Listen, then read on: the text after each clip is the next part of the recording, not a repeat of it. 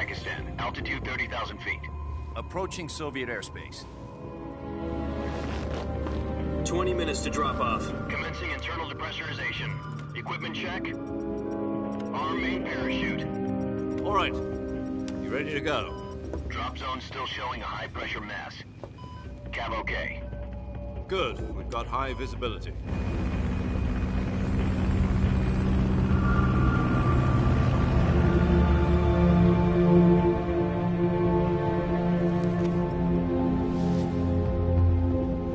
Put out that cigar. Connecting oxygen hose to interior connector. Put on your mask.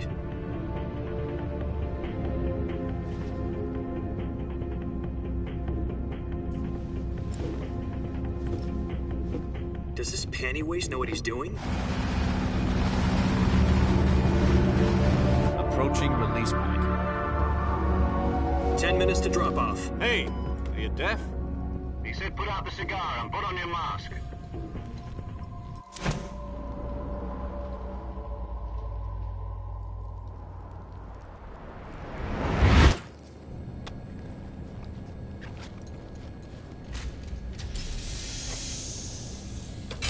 Depressurization complete. Checking oxygen supply. 6 minutes to drop off. Opening rear hatch.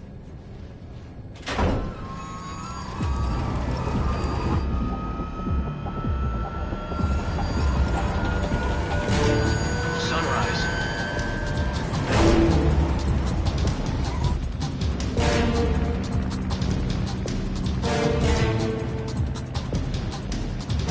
External temperature minus 46 degrees Celsius. 2 minutes to drop off. Stand up. You'll be falling at 130 miles per hour. Try not to get frostbite from the wind chill. 1 minute to drop off. Move to the rear. Activate the oil bottle. This is one for the history books. The world's first halo jump. 10 seconds to drop off. Stand by. Status okay. All green. Prepare for drop-off. Countdown. 5, 4, 3, 2, 1. Spread your wings And fly. God be with you.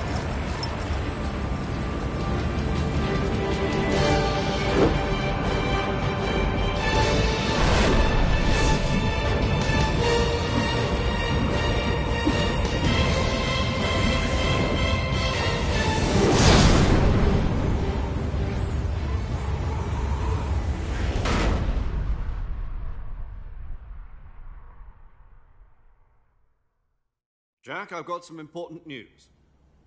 The head of the CIA has finally given us the green light for the Virtuous mission. Virtual mission? No, the Virtuous mission. The future of our Fox unit depends on it. If it succeeds, we'll be officially organized into a unit. Virtuous mission? Sounds like some kind of initiation ritual. You know, don't get cocky. This isn't a training op. Right. So what exactly is this wonderful mission? Well, about 2 years ago, a certain Soviet scientist requested asylum in the West through one of our moles. His name is Nikolai Stepanovich Sokolov. He's head of the OKB-754 Design Bureau, one of the Soviets' top-secret weapon research facilities, and the East's foremost expert on weapons development. Sokolov? Isn't he that famous rocket scientist? The very same. On April the 12th, 1961, the Soviets achieved the first manned spaceflight in history. The Earth was blue, but there was no God. Well spoken. The rocket that carried Yuri Gagarin to orbit was the A-1, known as the Vostok rocket. Sokolov is said to be the man most responsible for the multi-engine cluster used in that rocket. After Gagarin's flight, Sokolov left rocket development to become the head of the newly established Design Bureau. From a lowly technician to head of a design bureau, that's quite a success story. So why do you want to defect? It seems he'd become afraid of his own creations. Afraid? Call it a crisis of conscience. And for that, he left his country and his family behind and went over the fence? Not exactly. One of his conditions was that his family was also to be taken safely to the West. For used a mole to get the family out first and succeeded in sneaking Sokolov over the Berlin Wall shortly afterwards. I was the one who conducted the operation. The security on the eastern side was still full of holes back then. Then what? We got Sokolov over in one piece, but the whole ordeal had left him exhausted, and we checked him into a hospital in West Berlin. It took him 2 weeks and more than 600 miles to get from the research facility in the Soviet Union to Berlin. He was in no condition to say anything coherent. And it was only a week later that we had something much bigger on our hands. The Cuban Missile Crisis. October the 16th, 1962, President Kennedy received word that the Soviets were in the process of deploying intermediate-range ballistic missiles in Cuba. The President demanded that the Soviets dismantle and remove the missiles. At the same time, he announced a naval blockade to prevent further missile shipments from reaching Cuba. But the Soviets didn't back down, instead placing their armed forces on secondary alert. Soviet transport ships carrying missiles continued on course towards Cuba. US and Soviet forces went on alert for an all-out nuclear war. Frantic negotiations were conducted through the UN's Emergency Security Council and unofficial channels to end the hair-trigger standoff. Finally, on October the 28th, the Soviet Union agreed to remove its missiles from Cuba, and so the world avoided a nuclear holocaust. But in order to get the Soviets to pull their missiles out, we had to make a deal. You mean the one where the US agreed to remove its IRBMs from Turkey? No. The Jupiter IRBMs deployed in Turkey were obsolete, and we were going to get rid of them anyway. They had no strategic value whatsoever to either the US or the Russians. The Turkey deal was a ruse, a cover story that was fed to the other intelligence agencies around the world. So what did the Russians really want? Sokolov. They wanted us to return Sokolov. You mean the Soviets pulled out of Cuba just to get their hands on Sokolov? That's right. What the hell was he working on? At the time, we had no idea. We were running out of time. It was either give up Sokolov or risk full-scale nuclear war. In the end, we had no choice. President Kennedy gave in to Khrushchev's demand. The next day, I got Sokolov out of the hospital, handing him over to agents on the eastern side. Sokolov kept on screaming, "Save me," until he disappeared from my sight. Then, a month ago, we received some new information from one of our moles. About Sokolov? Yes. He was taken back to the research facility and forced to continue working on the weapon in question under KGB supervision. What's more, it's on the verge of completion. So what kind of weapon is it? Something to do with space rockets? No, missiles. Same technology.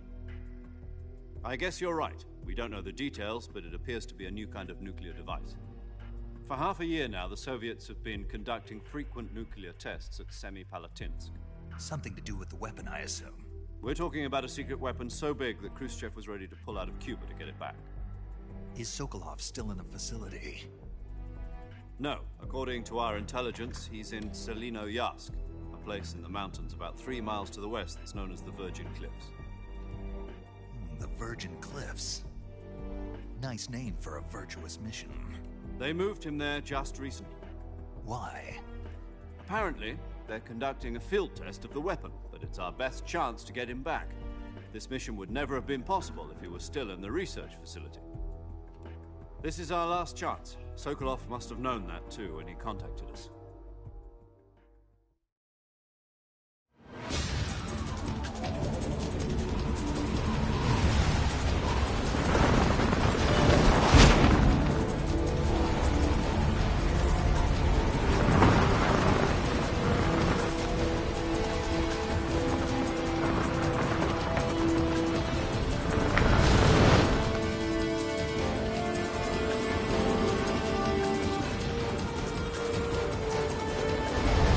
Listen up, Jack. Your mission is to infiltrate Selino-Yarsk in the Soviet mountains, ensure the safety of Sokolov, and bring him back to the west.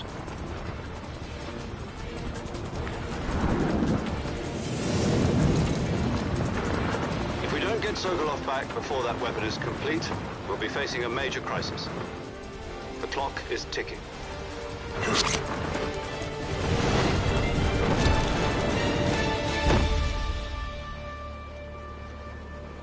Once we've confirmed the rescue of Sokolov, stand by at the recovery point.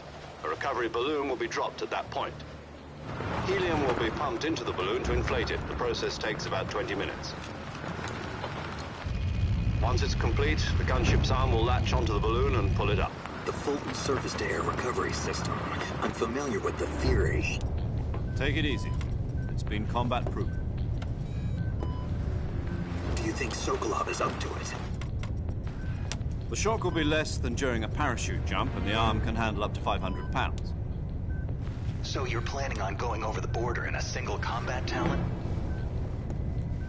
She's equipped with two 6-barrel 20mm Vulcan cannons, as well as two 40mm machine guns. Sounds like she could hold her own against a battalion of tanks. Even with the fuel in the reserve tank, we're facing a 4-hour time limit. If all goes well, it shouldn't take more than a few hours. Home in time for dinner. But if anything goes wrong, you'll be eating dinner, breakfast, and all the rest of your meals in the jungle.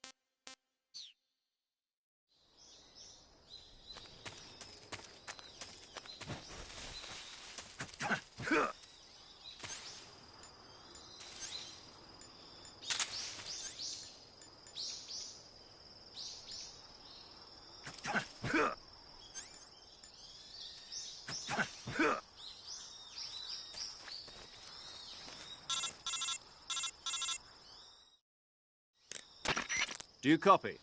You're already in enemy territory, and somebody might be listening in. From here on out, we'll be using code names to refer to each other. Your code name for this mission will be Naked Snake. I'll be referring to you as Snake from now on. You're not to mention your real name. Snake? What, you don't like snakes? What do you mean? Well, you've eaten one before, haven't you? In survival training. I'm glad to hear that. I don't know if I'd ever order one in a restaurant, but... Be careful, you might not have a choice. What about you, Major? What should I call you? Let's see. I'll be Tom. Call me Major Tom. Oh, and Snake? Yeah. The crew isn't watching anymore. You can take off the disguise now. Good idea. This isn't right. Time for the snake to shed his skin.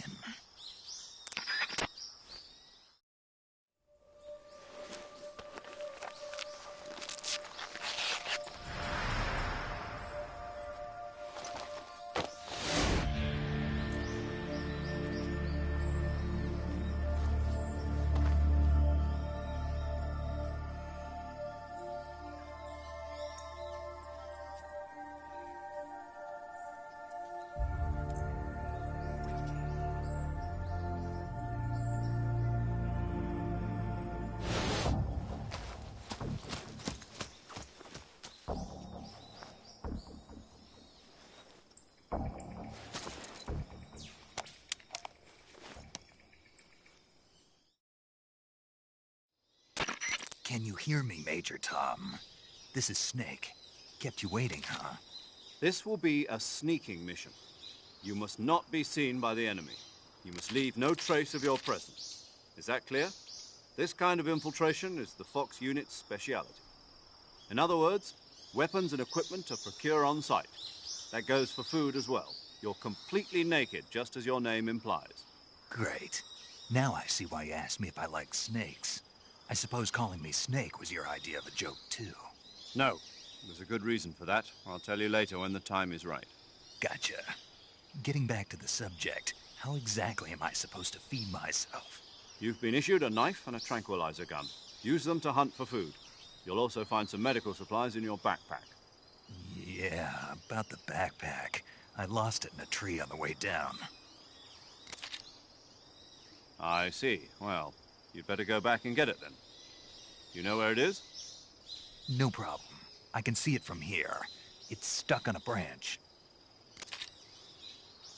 To climb a tree, stand in front of a tree that's covered in ivy and press the action button.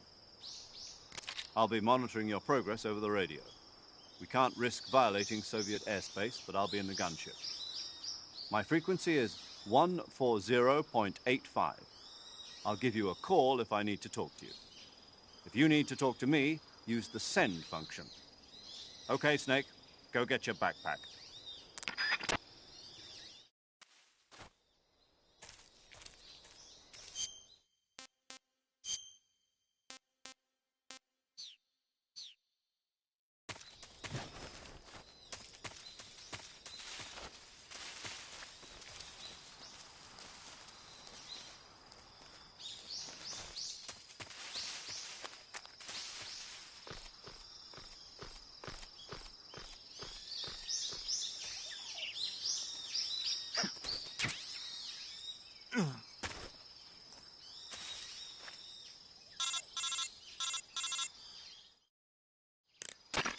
I see you've retrieved your backpack, Snake.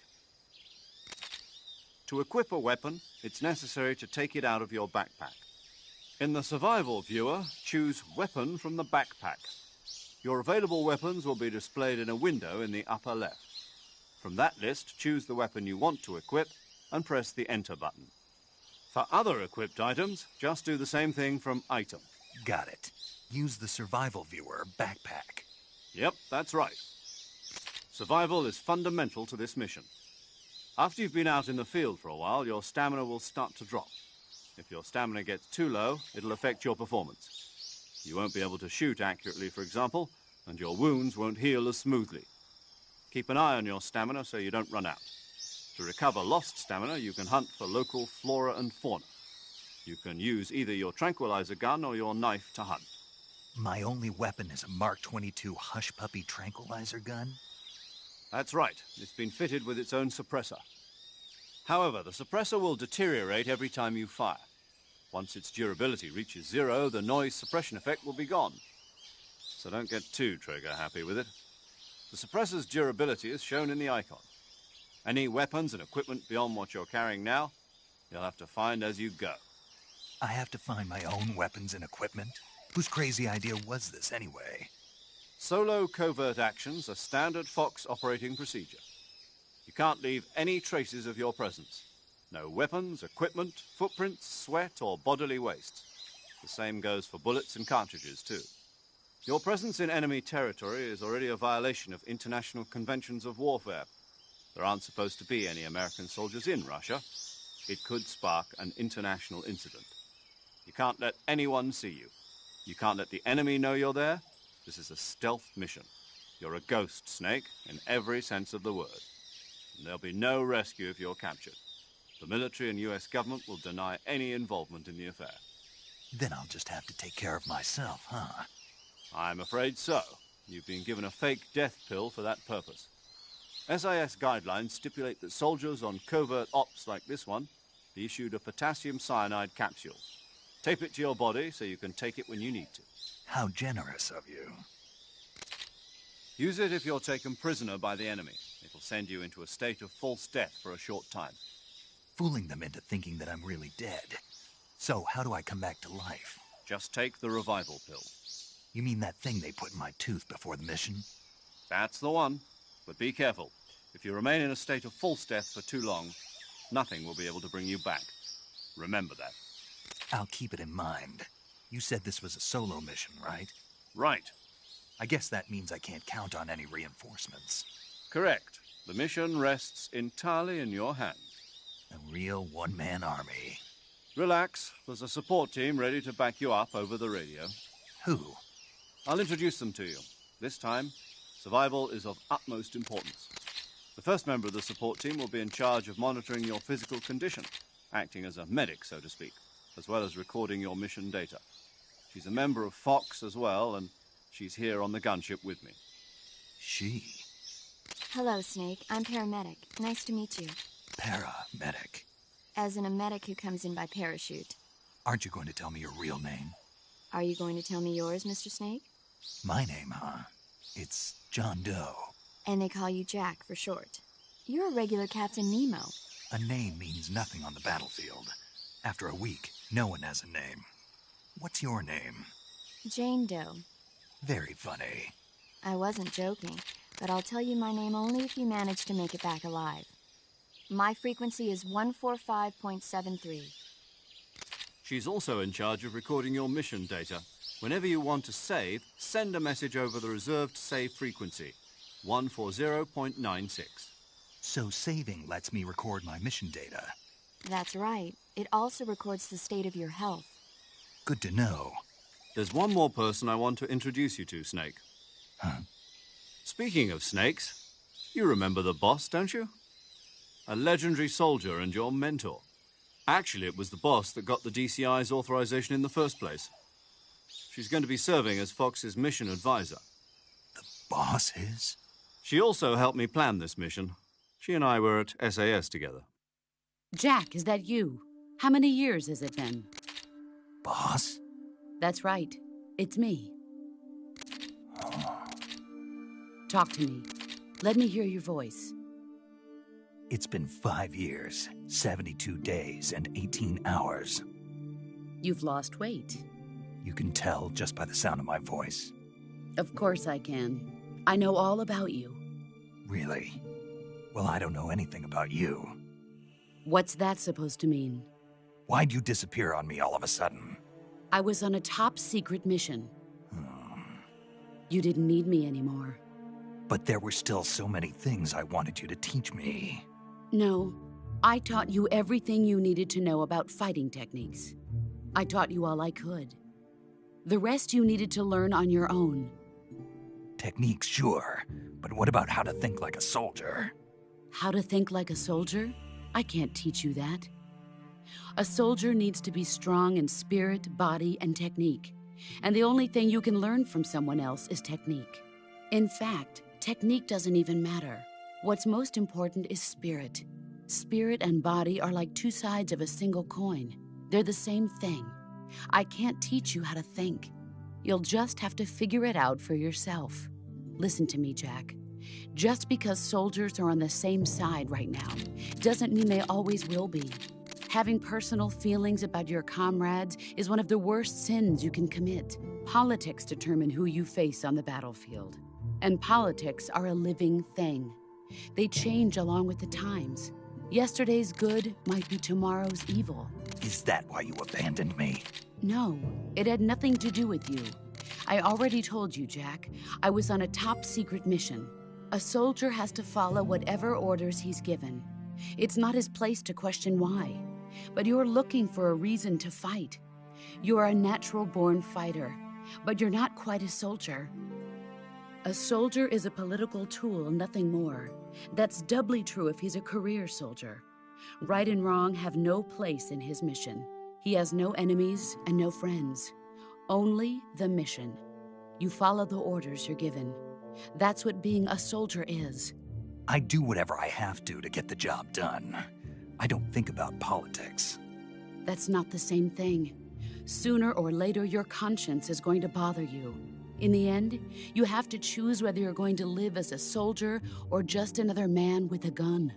There's a saying in the Orient, loyalty to the end.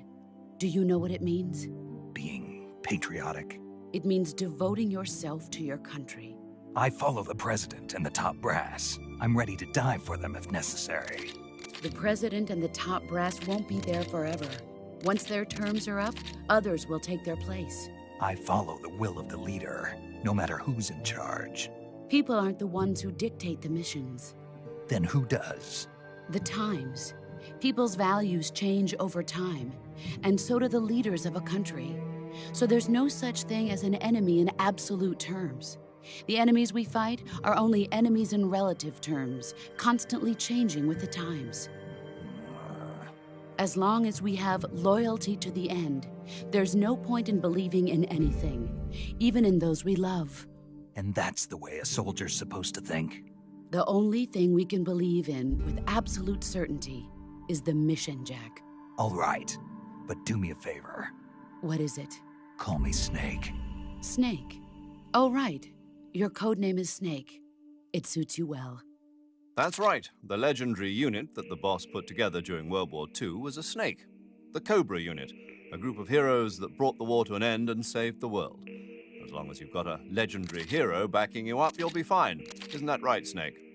Yeah, I can't think of anyone else I'd rather have with me. Oh, and one more thing, boss. Yes? It's good to hear your voice again. Same here. After all, who knows if either of us will make it out alive? Snake, you are always best at urban warfare and infiltrating buildings. But this is the jungle. Survival is going to be key. Those CQC techniques I taught you are sure to come in handy. CQC? Close quarters combat, huh? I've been in the Green Berets for the past few years. I'm probably pretty rusty. Not to worry. I'll be here to help you remember. After all, this is your first actual survival mission. I'll be supporting you over the radio. Where are you, boss? Next to the Major? The boss is communicating with us by radio from aboard a Permit-class submarine in the Arctic Ocean. My frequency is 141.80. Call me if you need my advice on battle techniques. Gotcha. Your mission is to retrieve Dr. Sokolov. Dr. Sokolov is being held in an abandoned factory located to the north of your current position. Avoid heavy combat and don't let anyone see you. Don't forget that this is a stealth mission. Snake, try to remember some of the basics of CQC.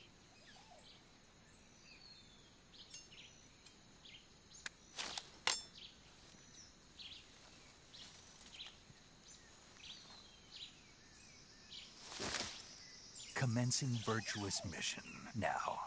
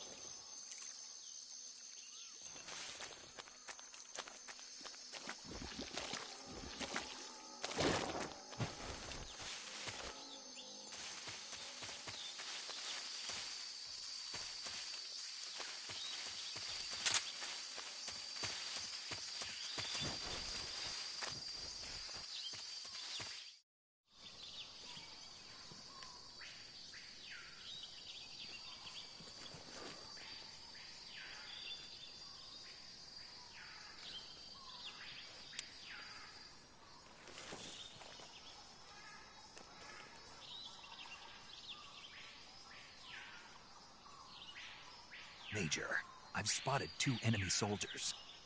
They're probably KGB troops sent to guard Sokolov. AK-47s and grenades.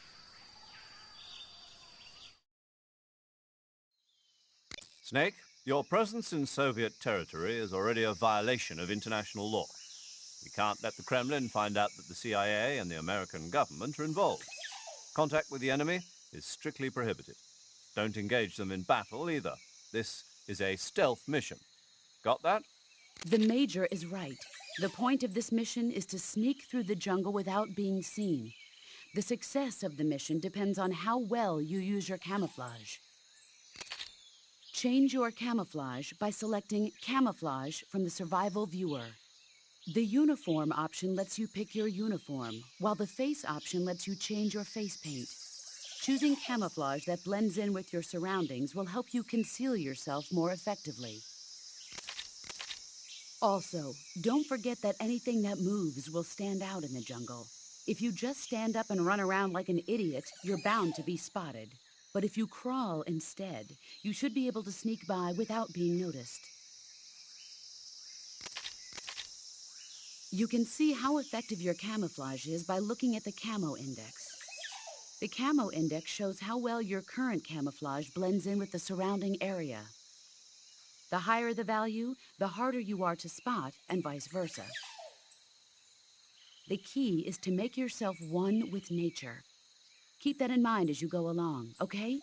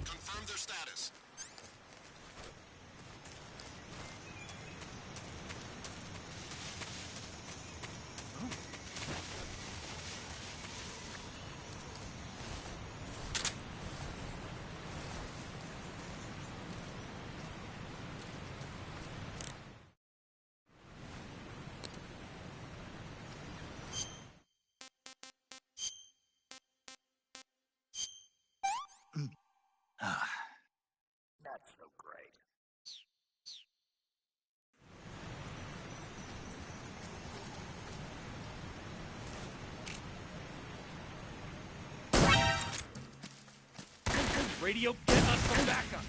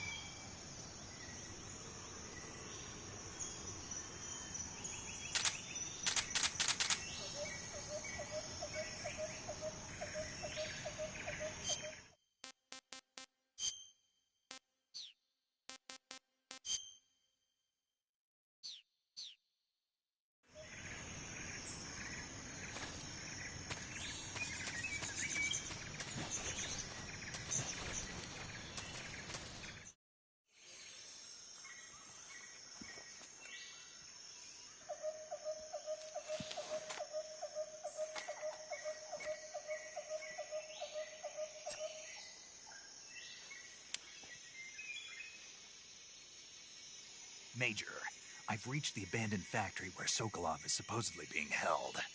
This place is a dump.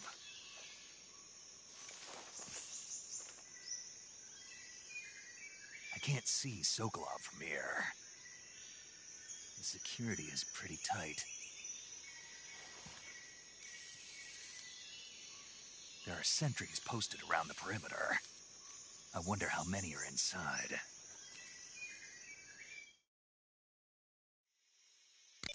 Your objective, Sokolov, is inside the factory. They should be holding him in a room in the northeast section. Northeast section. Got it. Be careful. Your mission is to bring Sokolov back alive. He must not be exposed to any kind of danger. Do not approach Sokolov while in the alert phase. Right. Oh, and one more thing, Snake. You mean there's more? No, it's just that when you get to Sokolov, I want you to tell him something from me. And that is? Sorry for being so late. Is that all? Yes. Understood.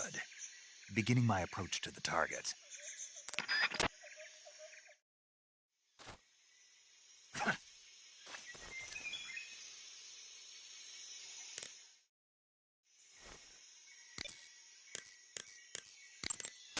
Saving the game, Snake?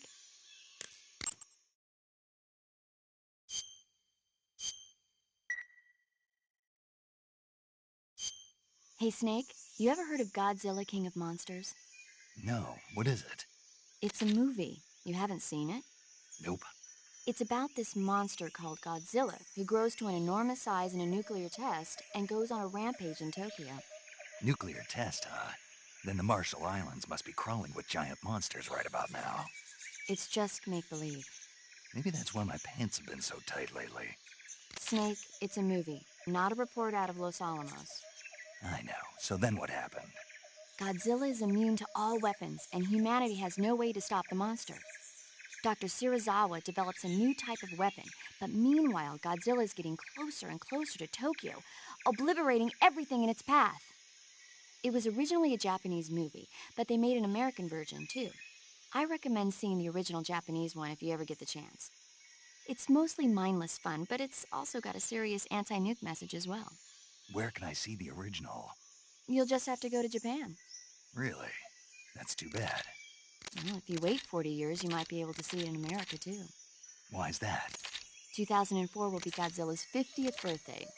You think they're still going to be making Godzilla movies then? Of course! Everybody loves Godzilla.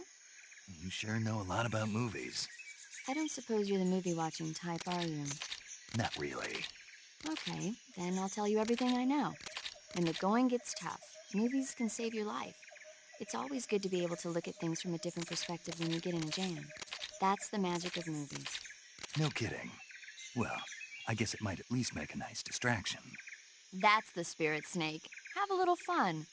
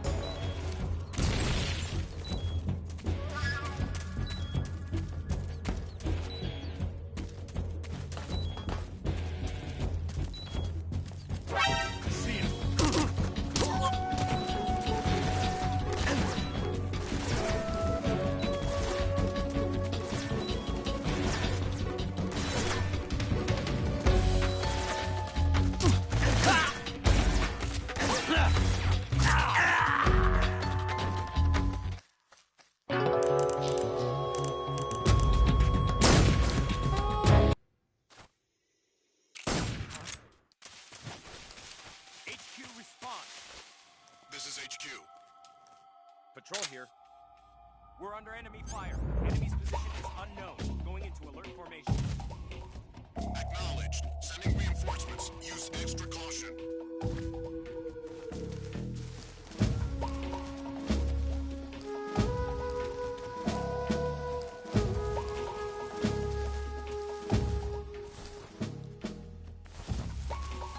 What the?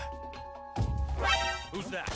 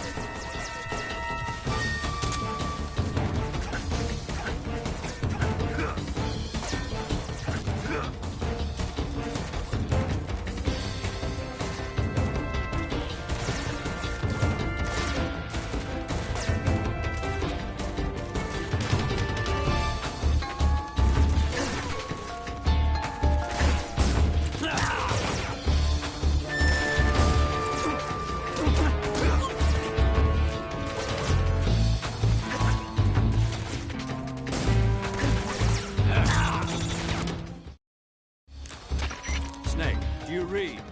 Snake! Major. Snake, are you all right? Yeah, I'm okay. You're far from okay. Look at your life gauge. You're on your last leg. No, I can still... See? Snake, this is a solo sneaking mission. Do you know what that means? Yeah. No, you don't. Huh? It means there's no backup, no cavalry. If you're taken out, nobody is there to take your place. Pull out for now and recuperate. Find a hiding place and get some rest. Your life gauge will gradually recover with time. But the speed of your life gauge recovery depends on the level of your stamina gauge.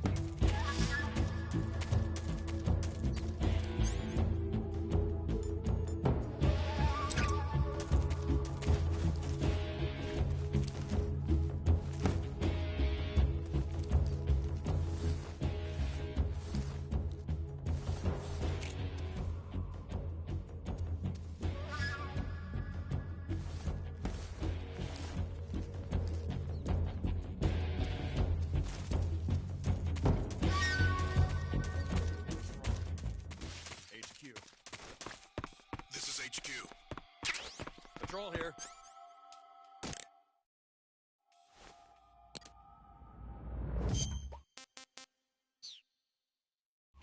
We've lost sight of the enemy. Commence alert formation. Who's that? The enemy is still nearby. Pursue and engage him.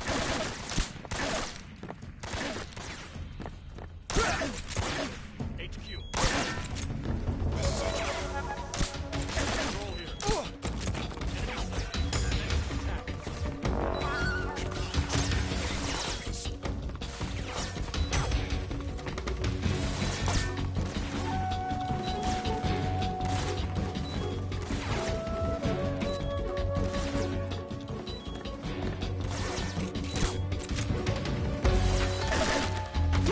Ha!